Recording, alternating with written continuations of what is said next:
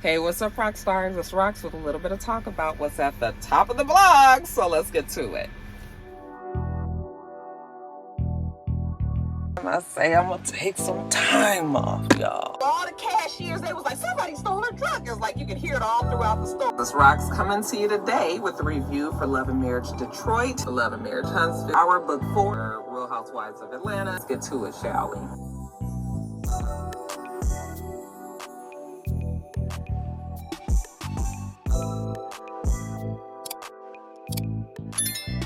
Guys, first story up, serious story, but actually it could have had a worse ending. So this is actually a good ending to a pretty serious story. So Jamal White Jr., he was kidnapped in what I guess was supposed to be either a robbery or some kind of, I don't know exactly what they were coming there to do. We ain't got to that part of the story yet, but apparently Jamal White Sr. was in trouble. These guys were driving down the street, looking like they were casing the joint, like driving real slowly, kind of looking at the house and all of that. And at the same time, Jamal White Jr. was riding his bike down the street, and I couldn't tell from the video if Jamal White Sr. was either walking from his car to the house or coming out of the house and then saw these guys jump out of their cars and he turned around and ran in the house, but something like that happened. These guys pulled up at the same time that the little boy was pulling up right at the driveway at the house on his bike. And when Jamal turned and saw those guys running towards him, he turned around and ran in the house. The little boy who was on the bike saw his father running, so then he tried to run off to the side of the house, and one of the guys that was in the car, it was two of them, one of them that was in the car ran after the little boy, grabbed him and put him in the car and took off. Okay. The Jamal White Sr. and I think an aunt or something, like in the video, you see them come out and they see that the car drove off and they're like real upset and everything. And then, of course, they put in the Amber Alert a few hours later, and there was this big search. Everybody was trying to find out where little Jamal was. This was in Milwaukee. So they ended up calling the police. Like I said, the Amber Alert went into effect. They ended up finding the kid maybe about 7 miles away from the house that he was taken from. And he was safe. I'm sure whoever them guys were, they was going there to get the father. Okay, they hadn't planned on kidnapping. That's not a charge that they needed to have on top of whatever other whatever other shit that they was going to do. So, they didn't hurt the kid, thank God, because, you got some crazy people that still do something to the kid, and the kid ain't even did nothing, ain't got nothing to do with nothing, So at least the little boy is safe. I don't think that they have arrested the guys that actually, took him. But, of course, everybody has a whole lot of words for the father, because how you just running in the house and your son is out there on the bike? Well, when you see the video, you can see the father didn't really have much time. The father is just reacting, okay? Not trying to give the father no excuse or whatever. But as soon as he saw this man coming towards him with a gun, I'm sure his mind went to flight, okay? And his son, it wasn't like his son was right there, right in front of him and everything. So, yeah, but it did look really bad, the fact that the father is running inside. Now, the father was quoted. I'm going to tell y'all what the father said. Because father ain't listening to the shit that y'all say. Okay? Father ain't listening. He say, hell yeah, I ran. I'm thinking they trying to rob me, not take my damn baby. Y'all slow. We both alive, and my baby tried to get away like I taught him. God had us the whole time. Obviously, I did right. My baby's safe. Baby, he ain't put a period, a comma, or nothing up in there. Ain't even a capitalized letter or nothing other than the H on hell yeah. Okay? All that one sentence. But, yeah, Jamal said, fuck what you heard. Get out his face. He ain't had time to be trying to figure out what was going on with little young JJ He said JJ, he done taught him well. He know how to get away. But yeah, child. So, but like I said, we don't know why they was on over there trying to get to Jamal White Sr. Jamal got a whole lot of problems, okay? Not just his son possibly, you know, being kidnapped and everything, but also, why were these gentlemen there at the house with a gun to begin with, Mr. Jamal White Sr.? That's the question I'm sure the police want to know too, okay? But you know what? Blessings.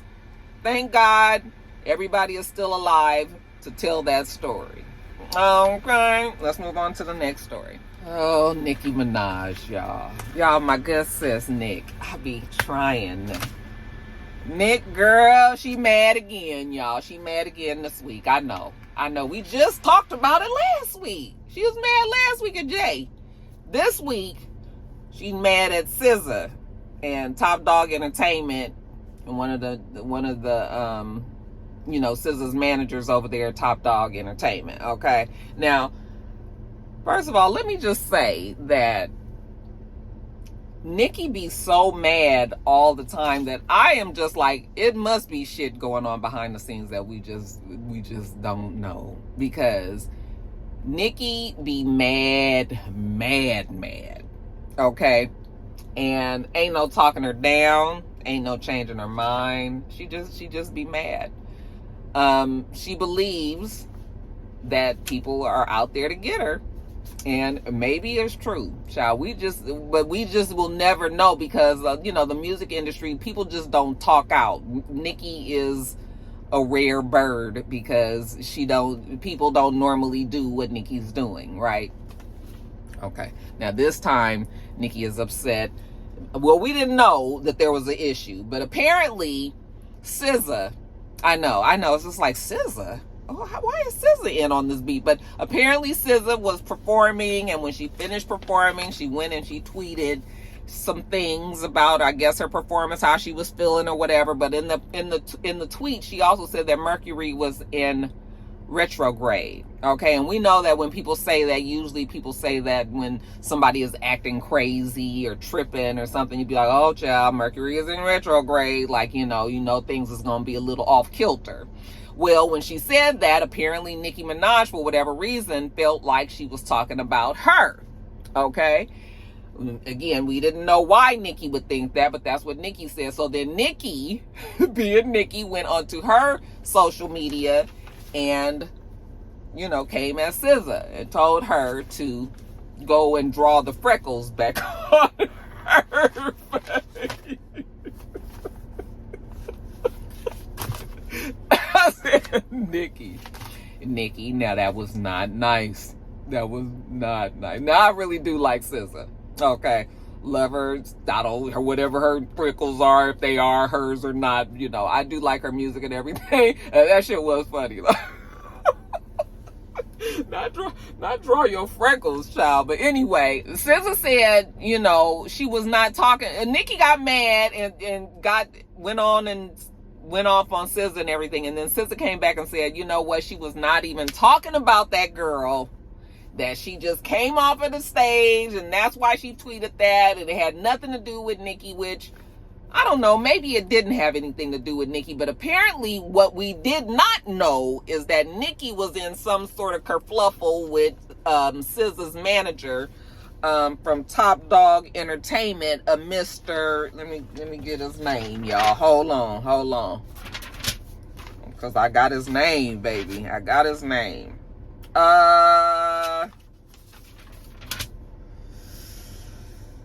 Terrence Punch Henderson. Now, Terrence Punch Henderson is SZA's manager. And apparently, so Lauren from The Breakfast Club, she reached out to Punch and asked him, like, you know, what gives? Why is Nicki mad? And he said, well, Nicki and SZA was supposed to do a song together, and then the song fell through. They never was able to do the song together. Okay, all right, well, why is Nicki mad? He says, well, your guess is as good as his. He says after that, he's clueless. He don't know why. Okay, now that to me sounds like there's a whole lot more to that story. But for the most part, he's basically saying he don't know why she mad. She just mad, you know. Also, like they said on the Breakfast Club, you know, that Nicki probably faces a lot behind the scenes, you know, being a female rapper in a very male-dominated thing, you know. So she probably feels that she has to speak out a lot for herself and nobody else is going to do it. And I get that part of it. It's just that I just be like, Nicki. I mean, Nicki is just mad. Nicki is mad. She's mad that you guys told me she didn't sign the paperwork, so Jay didn't give her $9 million like everybody else got, you know, and now she mad about this song or whatever, and SZA, and I don't know, you guys. I just hate that Nicki is like ruining her legacy. Like, you know, it's like we don't want to remember you for these things, and it's like the ending of, not the ending of her career, because she still has a career, but it's like she's already hit her peak. So this part of her career is supposed to be the easy, fun slide back down into retirement and, you know, that thing here. And she just been, child, she been on a rampage. Like, somebody go give Nick a hug. Because, child, that Nicki is mad all the time, child. All the time. Ugh. Anyway, you guys, we're going to move on to the next story. So you guys tell me that Tamar Braxton is the ambassador for the PrEP medication, okay? Which is the pre-exposure prophylaxis to prevent HIV, all right? That is the medication that people take a lot of times when they are dating somebody or married to somebody or just sexually active with somebody that may be HIV positive. The PrEP medication protects the person who is not HIV positive, okay? Very, very well-known medication in the gay community, obviously. And yeah, Tamar Braxton has become the spokesperson, the ambassador for the medication, okay? You can take it as a daily pill or you can get a shot. I think you get the shot twice, every other month. Every 2 months. And yeah, it's supposed to help you, keep you from getting HIV. Tamar said that she got on PrEP because outside is crazy right now. We know that Tamar has been very unlucky in love ever since she got her divorce from Vince. Okay, we know that she's had a few public relationships that have gone south, gone sour. So now she has decided that she needs to protect herself, taking this drug. Because she lives here in Atlanta, and she says that there are a lot of men, I guess, that are trying to sleep with her that also sleep with men on the DL. Okay. At first, when I heard this story, I will say that I kind of rolled my eyes like, oh, another Tamar dramatic, some shit that, you know, she gonna do and say, and we all gotta talk about it and all. But then I was just sort of like, and no harm, no foul. If you want to take the PrEP drugs just to be safe, I don't see a problem with it. Some people can look at it as a preventative, the same as like birth control pills or something like that. PrEP has not been around as long as birth control pills have been. So, maybe it hasn't been studied on like a really long-term effects on the drug. But it's been around long enough that maybe they feel comfortable that, people can take it and it not have any other adverse you have adverse reactions to it. But my feeling is, I don't know, just taking a drug every day just in case. It's like, I want to be taking drugs for something that might not happen. But again, you got to think about birth control pills. Like, you taking hormones to keep from getting pregnant. You might not get pregnant, so it is like kind of sort of the same thing. I guess you can look at it that same way, but it just kind of makes me feel like, I don't know if I would want to just voluntarily be taking medication if it's not doing anything to help anything in my body. You know what I'm saying? So it just would be just a personal choice, but I don't think that's a bad idea. For some people, that's a very smart idea, very safe, especially if you are very sexually active with a lot of people, or if you just simply don't know the status of your partner, or just if you want to be safe for yourself. I don't see a problem with it. But yeah, at first I was sort of like, oh God, here we go, Tamar. But I don't know. I mean, what do you guys think? Can you think of any other issues that it would come from taking the medication? I don't know. I don't know. We'll see. Y'all let me know what you think about that story. We're going to move on to the next. All right, you guys. And then lastly, in Quickies, congratulations are in order to Glenn Turman. You guys, we saw that he received a Hollywood star on the Walk of Fame out there in Hollywood, California.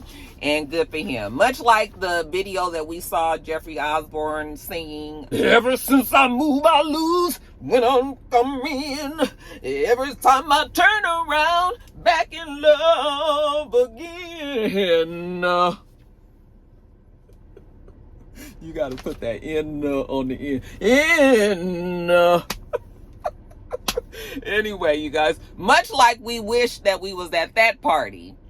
Did we find out that was at Magic Johnson's house? I think it was for one of the Father's Day. I think it was. Much like I wish that I was at that party, I wish that I was at Glenn Turman's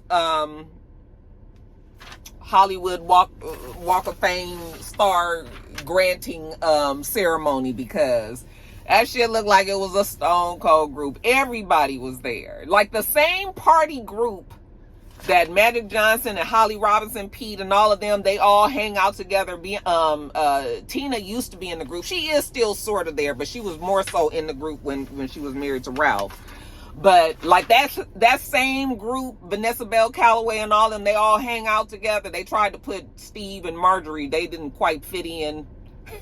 Marjorie didn't fit in with the group, But ever since I saw all them hang together, child, they be partying together, they vacation together, they be looking like, mega rich. Them the kind of people that I want to hang out with, the super rich LL Cool J and his wife and all them.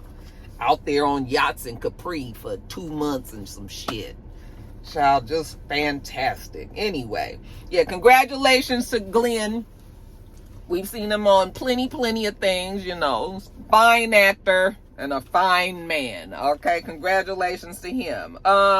Congratulations are in order to Diane. Child, I didn't even put that child's real name. And I didn't even say who she got married to. I didn't even put his name in here. Anyway, she got married. Diane from Power. Ghost. She got married. And they look very happy. Also, congratulations are in order to Pete Davidson. He is having his first child. I also didn't put who he's going to be having a child with, because I guess I missed that opportunity when I was putting my notes on. But look at God. Pete Davidson, honey, he done sobered up. He ain't with Kim Kardashian no more, but he done got him a real woman, a real relationship and shit, and now he about to have him a new baby. And good for him. He even looked better. Got some color, some pallor to him. He don't look so blue. He was so damn white, he looked blue, and then them tattoos and everything, child. Anyway, yeah, congratulations to him.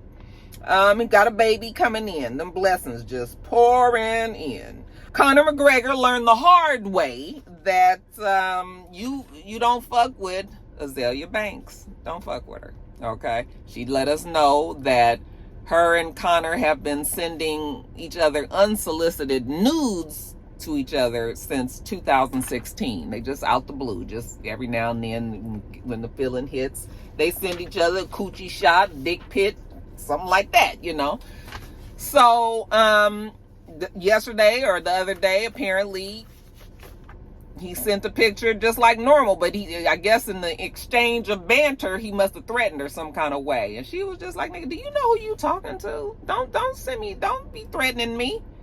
And just so that he knows who he's talking to, she released the picture and put the picture on social media. Azalea Banks is crazy. She don't play, child. Y'all know she don't play, and she will expose, child. So yeah, he if he didn't know then, he knows now. There is going to be a Mattel sponsored Uno social club in the Palms Casino Hotel and Resort. They're going to have a Uno social club, which is an experience that is going to be happening in Vegas, that it features themed suites with various Uno branded table games. Okay, Uno Golf, for example, Uno Teams, and the fast-paced Uno, show them no mercy. Okay? Now, we ain't knew shit about that. All we know is Uno that we play at our mama house in the kitchen. Okay, with our rules. Y'all got that? And you gonna have that set up at the thing? Well, I can already see these niggas up in there. Because I can already see y'all up in there arguing the people down that you can keep on putting a draw 2 on top of a draw 4. I can already see y'all in there arguing with them people. So just to let you guys know, this is not going to be classic gambling. You're not going to be having a blackjack table and then a roulette table and then you're going to have a Uno table. We're not doing that. This is sponsored specifically by Mattel for Uno and the Palm Resort Hotel. And it's not going to be gambling, okay? Although they are going to be having tournament-style games with this Uno. And they're even going to take that on the road. They're going to be traveling around. So you guys will be able to enter some Uno tournaments. But you're going to have to listen to Mattel. And I already know that's going to cut half of y'all out. Maybe more than that. And lastly, y'all, Simon, child. Simon is suing Portia now for defamation.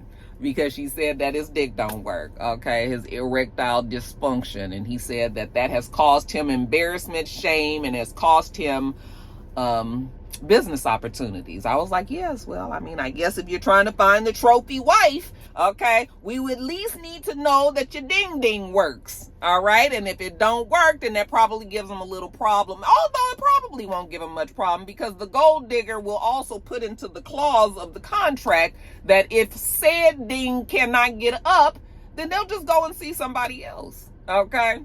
So, I mean, Simon must have didn't put that in his part of the paperwork. That's all. That's all. That's why they got that divorce, y'all. But Simon can get out our face. I know them judges are so sick of Simon. They gonna throw that shit out. They gonna be like, nigga, it came with the territory. I mean, all of that happened because of all of the shit that happened. All right? We're not gonna be suing Portia now because, you know, nigga, you lost. Okay? Stop being a sore loser. Shit. Scamming ass niggas want to have rights and shit. All right, you guys, that's it. I think my makeup is just something is okay. Just got to get used to it, child. Change up the makeup a little bit. But anyway, I'm going to get on off of here. We do this every single week. So make sure you thumbs up the video, comment, and subscribe. And make sure you come back.